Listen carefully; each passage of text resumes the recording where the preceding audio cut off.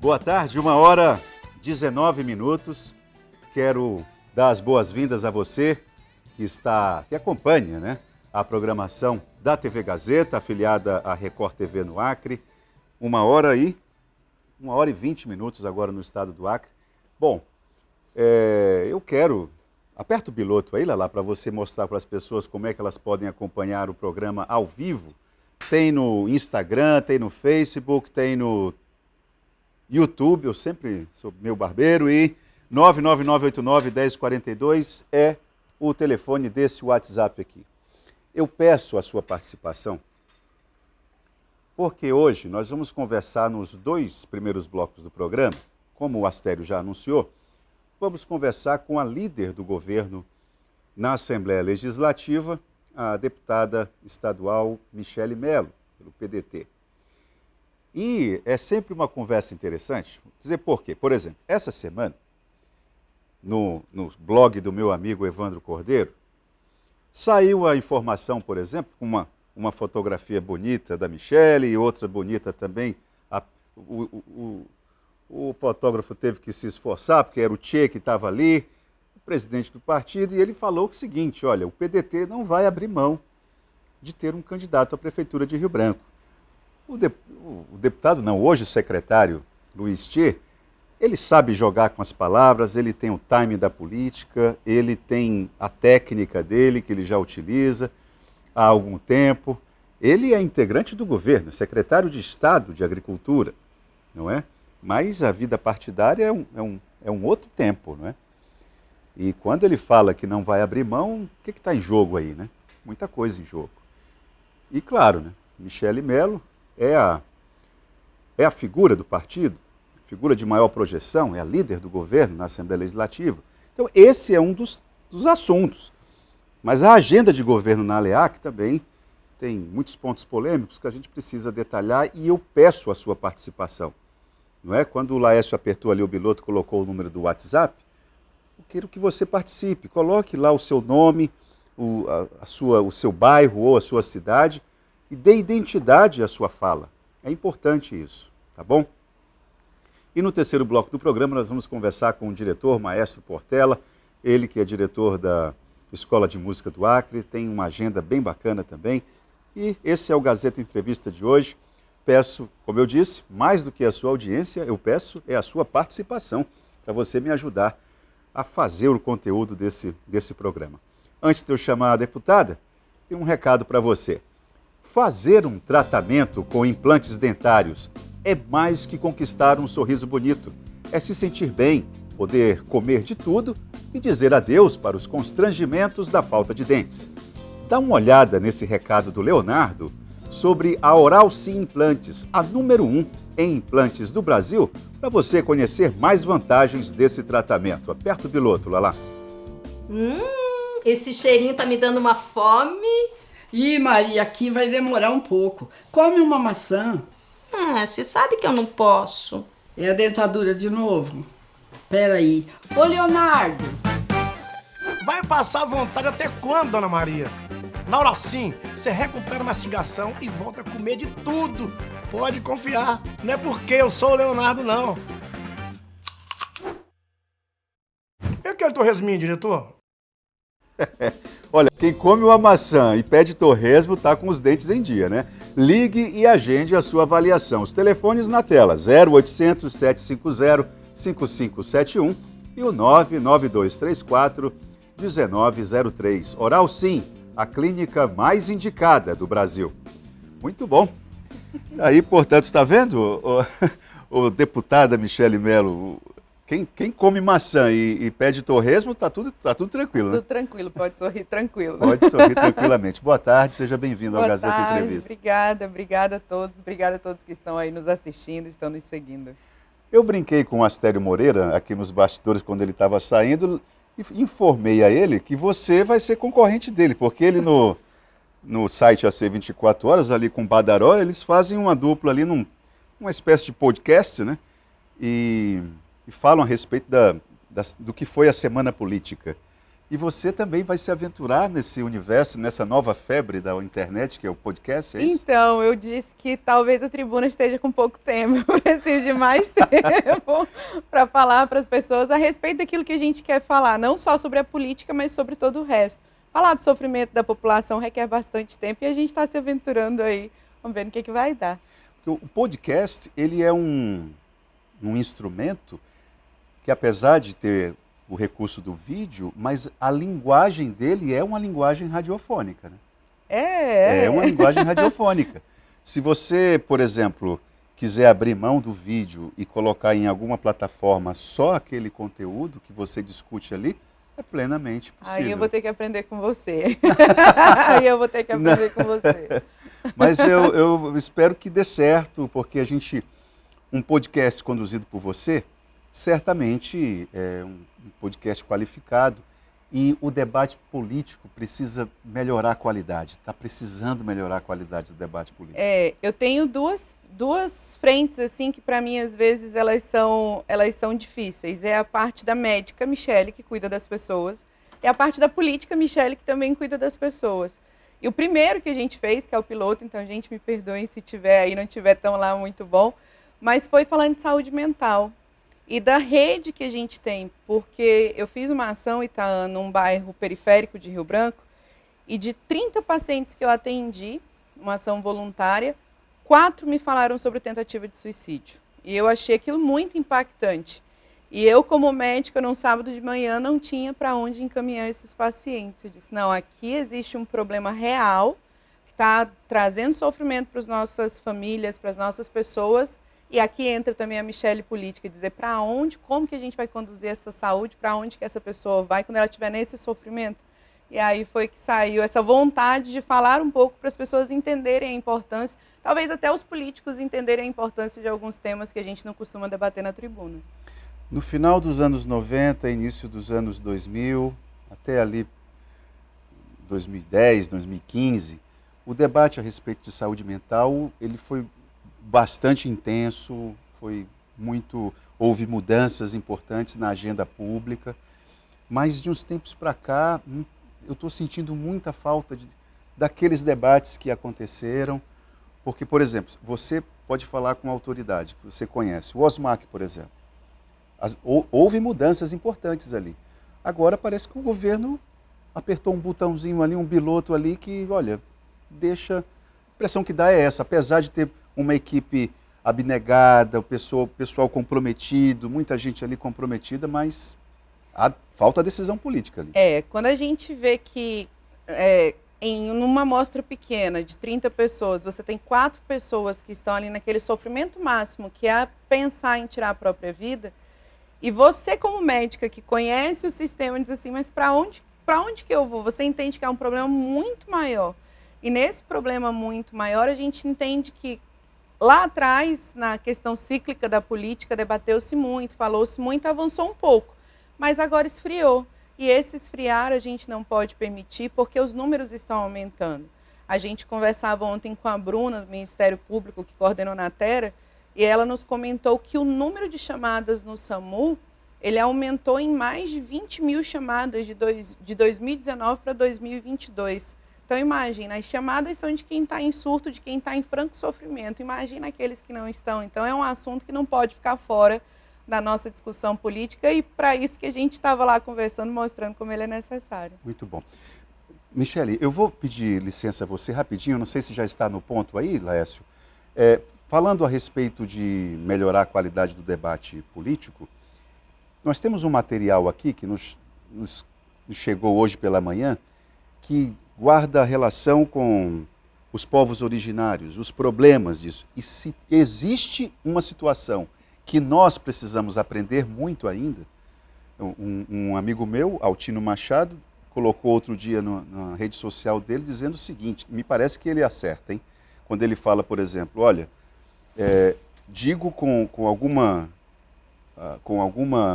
Eu não vou lembrar exatamente o que ele falou, mas o espírito era mais ou menos o seguinte, o preconceito relacionado aos pretos é muito aquém do preconceito relacionado aos povos originários.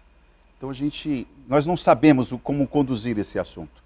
E nós vamos apresentar agora um material, um protesto, que está bloqueando a BR-317, me parece que na região ali, na estrada de Boca do Acre, naquela altura.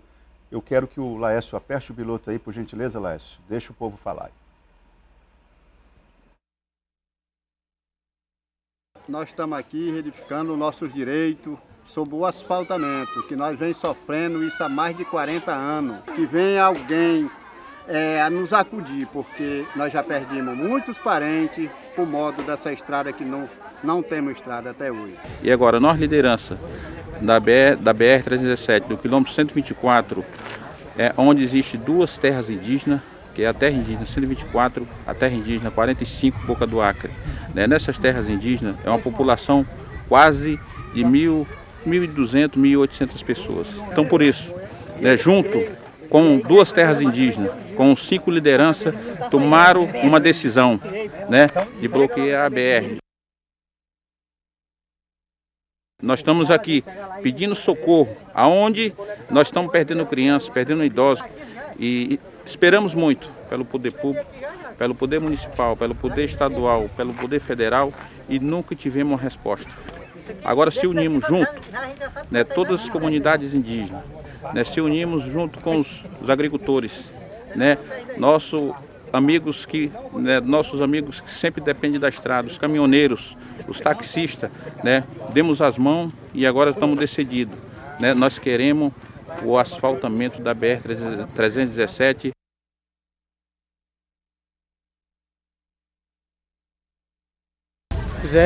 A gente está aqui na luta, reivindicando o asfalto da BR-317. Tem outras pautas para a gente reivindicar também, como ramal, escola, saúde, energia. Nossos direitos são roubados e parece até que quem faz o certo é o errado. Perdimos muitas pessoas, nunca tivemos uma resposta do governo para saber como é que está esse processo da BR-317, nunca. E agora não temos como mais aguentar. A BR no inverno é lama, no verão é poeira, então nós não aguentamos mais. Os povos indígenas estão pedindo clamor, estão pedindo socorro, asfalte a BR-317, essas duas partes que não levam mais de 45 quilômetros. Eu sei que nós estamos aqui, essa luta está com uns 4 dias que nós estamos aqui nessa luta e essa luta vai continuar se por acaso as autoridades competentes não resolver esse problema nosso. E se estiver nessa briga, então o que acontece? Vem culpando os índios, porque os índios não deixam asfaltar, mas o trecho do 90 ao 104 não é indígena e também não foi asfaltado. Entendeu? Então, a gente vem sendo lesado. Tá entendendo? E eu queria dizer para todos aqui, que quando eles querem ser eleitos, querem se eleger a deputado estadual, a federal, a presidente da república, eles dizem que vão defender os nossos direitos, vereador, defender os nossos direitos. E nós estamos aqui defendendo os nossos direitos. Nós que estamos defendendo os nossos direitos. Entendeu? É nós que estamos aqui defendendo os nossos direitos. As pessoas que é para nos representar, não estão nos representando e nós somos obrigados a fechar a BR. Então isso fica doído para nós, que somos nascidos e criados aqui dentro, e sempre vem aquele problema de dizer que é nós que impede essa BR. Não, gente, o poder não está nas nossas mãos. Então se o governo federal, o DENIT, não decide, a culpa quem leva é o povo dos índios aqui dentro, não. Eu acho que é o contrário. A pessoa confunde as coisas. Se fosse nós, se nós tivéssemos esse poder, hoje nós já teríamos essa BR aqui asfaltada. Então, se o governo federal tem dinheiro e tem poder para asfaltar essa estrada, por que não sai? Enquanto não resolver, nós não tivermos uma resposta concreta, nós não vamos sair daqui. É besteira, querer vir enganar nós com conversa, que nós aqui não somos crianças. Somos analfabetos, mas não somos crianças. Então, hoje nós sabemos o que queremos. Porque nós não estamos prontos para ser humilhados aqui, o tanto de ano que nós vemos sendo humilhados, perdendo nossos parentes e nós pegando toda essa culpa. Esse é o retrato. Você vê que é polêmico. Estava aqui enquanto estava passando a reportagem feita pela produtora, a deputada Michele Mello fez o seguinte comentário: quem diria os representantes dos povos originários reivindicando asfalto, nas estradas, é Quem isso, Michele? diria, né? Por que você está falando isso? Porque há muito tempo eles, de fato, eles são subjugados e invisíveis, né? A gente chegou, ocupou e fez com que a nossa cultura ela prevalecesse. E os povos indígenas hoje eles conhecem o direito deles. E isso só foi possível através de muita informação, muita cultura e tentar trazê-los para perto da sociedade para que eles conheçam o direito deles. Então hoje, assim, tá vendo um vídeo como esse, para mim de fato, me enche de orgulho saber que as pessoas comuns hoje, elas reivindicam os seus direitos e principalmente os povos indígenas que há muito tempo nós, historicamente, deixamos eles de lado. Agora, é uma agenda, se nós formos observar de uma maneira geral, assim, fazer uma panorâmica, é uma agenda relativamente simples. O que ele está exigindo aí, o que é? O asfaltamento de um trecho de 45, 50 quilômetros, saúde e educação. Os princípios básicos, né? O que a gente precisa na base da nossa sociedade. O interessante, Itaã, é que eles estão pedindo algo que faz com que economicamente nada chegue para eles. Se a gente olhar o censo do IBGE aqui do Acre, 50% da nossa zona rural ela é extremamente pobre. Então, imagina, eles estão pedindo o básico para que eles tenham o mínimo para viver. Não é uma questão de aumentar, digamos assim, a qualidade de vida. Eles querem sobreviver, eles querem existir. Então, de fato, é uma agenda não só simples, mas uma agenda que tem que ser tratada com prioridade e urgência. Olha, o Luiz Carlos da Vila Acre está dizendo o seguinte: o maior culpado desse trecho não ter sido asfaltado é o político do Amazonas, Alfredo Nascimento, que foi ministro dos transportes no governo Dilma, e o do DENIT, e o DENIT é vinculado, né? Aí a gente começa a apontar os culpados, mas o que é interessante a gente ver também na reportagem é que você tem uma declaração ali que ele fala assim, olha, nunca ninguém nos ouviu em relação a essa questão dessa estrada. Essa é uma fala significativa, entendendo que já passaram por ali, pela idade da pessoa que falou, da liderança. Lula, já passou Fernando Henrique, Lula, ele deve vir dessa época, ele não é tão velho, mas também não é não tão jovem. Então, tem aí pelo menos uns 25 anos, 30 anos, que está nessa peleja aí, Michele. É a revolta da política, né? A revolução que a gente precisa fazer na política é ouvir de fato quem está sofrendo. É calçar o sapato dele, dar voz a ele. O político que acha que sabe resolver os problemas das pessoas sem conversar com elas, pode ter certeza que ele está fadado ao fracasso e não vai entregar aquilo que ele tanto prometeu. E em boa medida, exatamente nessa região aí, quando ele fala a respeito de senadores, deputados federais, deputados estaduais, eu nem sei se eles estão olhando para Manaus. Em boa medida, eles olham muito aqui para o Acre. Você sabe disso, que a comunidade de Boca do Acre se identifica culturalmente com o Acre. Culturalmente, não? Com o Acre, a questão da saúde toda vem para o Acre também. Nós somos responsáveis então, da grande maioria, cai sobre nossos ombros. E com certeza é um assunto de todos. Deixar ali que aquelas pessoas estejam sofrendo, como eu te disse, elas estão de uma forma que elas querem existir. Elas querem um mínimo de dignidade. A gente não está falando de desenvolvimento, a gente está falando de existência. E essa existência, para Manaus ou para o Acre, tem que ser resolvida o quanto antes. Não dá para fechar os olhos. Perfeito. Eu vou fazer uma pergunta para você aqui, antes de eu chamar o intervalo, que seria importante, porque foi um ponto polêmico. Nós fizemos aqui, se a memória não me falha, pelo menos umas 4 entrevistas sobre o assunto. E eu queria saber o que vocês vão fazer, né? Você, na condição de líder do governo, estou me referindo em relação a essa questão dos servidores do ISE. Depois que o Supremo Tribunal Federal bateu o martelo, e agora, Michele, como é que qual vai ser o desfecho disso? É um problema agora de ordem jurídica? Porque me parece que politicamente não havia problema, né? Então, a PEC que foi sancionada pela Assembleia Legislativa na outra legislatura, que dentro do Estado ela foi sancionada, e há essa movimentação jurídica da ADIM que coloca lá no Supremo Tribunal sobre a inconstitucionalidade, foi votado em inconstitucionalidade. Eu que cheguei agora, digamos assim, como líder do governo nesse problema, o que eu vejo é que não dá para 300 e tantas famílias que dedicaram a sua vida ajudando o Estado, que simplesmente se diga é a ordem jurídica, pronto e acabou. Eu acho que o Estado tem que procurar pensar como que a gente pode fazer para ajudar esse povo. Como é que você levou esse entendimento para o gabinete do governador? Levamos esse entendimento, falamos sobre outras propostas de segurança, outros momentos, que eles estudem a viabilidade de que essas pessoas elas possam estar ali trabalhando, até porque eles explicam muito bem, sabe, Taan, que eles são de uma polícia penal, que elas estão intimamente relacionadas com a segurança e as pessoas os conhecem. Então eles são ameaçados, a família é ameaçada, então simplesmente fechar as portas e dizer, pronto, agora o problema é de vocês, não, eu não acho justo, deixei isso bem claro para a Secretaria de Governo e estou esperando que eles tragam a solução. Tem alguma data? Ainda não. Infelizmente. Eles não deram nenhum prazo para você? Só que vão estudar e na próxima semana a gente se reúne de novo. Vamos para o intervalo, vamos fazer um intervalo rapidinho. Já voltamos com a líder do governo na Assembleia, deputada Michele Mello, aqui no Gazeta Entrevista.